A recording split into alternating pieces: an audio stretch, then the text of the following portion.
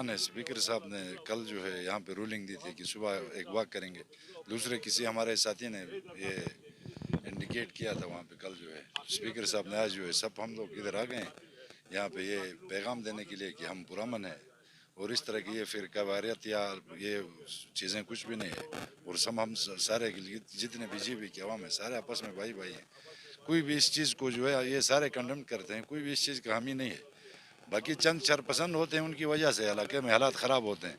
तो इस दफ़ा हुकूमत ने जो है बड़ा अच्छा वो रोल प्ले किया है। दूसरे हमारे जो मजहबी लोग हैं और सियासी लोग हैं सब ने अपने अपने जगह में काम किया है, तो बस 3 दिन में अमन बहाल हो गया है। तो आगे भी हमारी इंशाल्लाह कोशिश होगी कि जो है ये पुरअमन रहे, नारदन रहे। अमन से सब कुछ है, अगर अमन है तो यहाँ पे तरक्की है, सब कुछ है, टूरिज़्म बढ़ेगी, सब कुछ होगा। अगर अमन नहीं होगा तो फिर तो यहाँ पे जो है वो खून खराबा हो गया तो ये तो खाना जंगी में चला जाएगा। तो अल्लाह ताला से हमारी ये दुआ है कि अल्लाह ताला नारदन के हालात जो है वो ठीक करे। बाकी आप और लोगों एक का बात बड़ा में शुक्रिया। थोड़ी सी क्लैरिटी, जब ये दिलखराश वाक़या हुआ नलदर का सफ़ा कमल, उसके बाद अपोजिशन के जो हमारे मेंबरान थे, यही देखे यही जमादाराना रवैया होता है। अनवर साहब, रहमत खालिक साहब 2 दिन सीएम सेक्रेटरीट में, मैं खुद भी वहाँ मौजूद था। 3 दिन, बल्कि 3 दिन लगातार ये सीएम सेक्रेटरीट में रहे। ये मुख्तलिफ मकामात पे गए, लोगों से बातचीत की, उलमा से रब्ता किया। रिकन्सिलिएशन का एक प्रोसेस होता है, इसके अंदर इनका जानदार रोल रहा। अपोजिशन में होते हुए हमें महसूस नहीं हुआ कि अपोजिशन में है। जैसे हुकूमत सोचती थी, जैसे हुकूमत की एक जिम्मेदारी होती है, इससे ज़्यादा जिम्मेदाराना रवैया ये जो अपोजिशन के मेंबरान थे उस दौरान इनका भी रहा है, तो मैं इनका भी शुक्रिया अदा करता हूँ। बिस्मिल्लाहिर्रहमानिर्रहीम।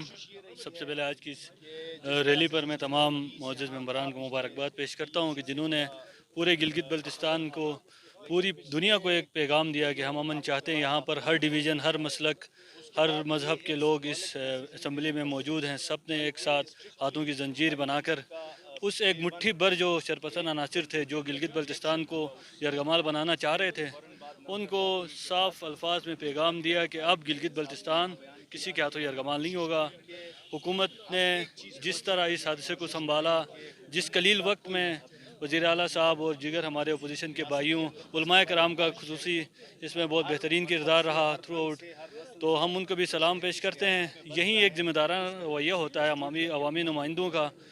गिलगित बल्तिस्तान में सबसे अहम जो चीज़ है वो गिलगित का अमन है। गिलगित में अमन होगा, पूरे गिलगित बल्तिस्तान में अमन होगा। इस हवाले से हुकूमत बहुत संजीदगी से गौर कर रही है इंशाअल्लाह। और जो जो सोशल मीडिया पे और जो जो तकारीर हुई हैं उनके ख़िलाफ़ इंशाअल्लाह बहुत जल्द एक्शन लिया जाएगा हुकूमत की तरफ से।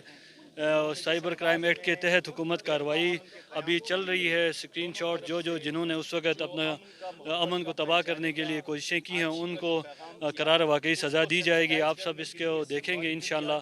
ये हुकूमत गिलगित बल्तिस्तान के अमन को कायम करने के लिए हर सतह पर जाने के लिए तैयार है। गिलगित बल्तिस्तान इस वक्त एक ऐसे दौर से गुजर रहा है जब इसको अबूरी आइनी सूबा बनाया जा रहा है, तो इसमें सारी दुनिया की नज़रें गिलगित बल्तिस्तान पर रागिब हैं। तो ऐसे में अमन ही हमारे गिलगित बल्तिस्तान की ज़रूरत है। तो इस अमन को कायम रखने में हम खुसूसन आप साफ़ी बरदरी का भी गुजारिश करेंगे कि आप भी ज़िम्मेदारी का मुजाहरा जैसे आपने किया इस हादसे में, तो आगे भी हमें उम्मीद है कि आप भी, आपका बहुत बड़ा रोल है इसमें, तो आप भी अपना किरदार अदा करेंगे। और जो हादसा हुआ उसकी मैं भरपूर अल्फाज में मजम्मत करता हूँ।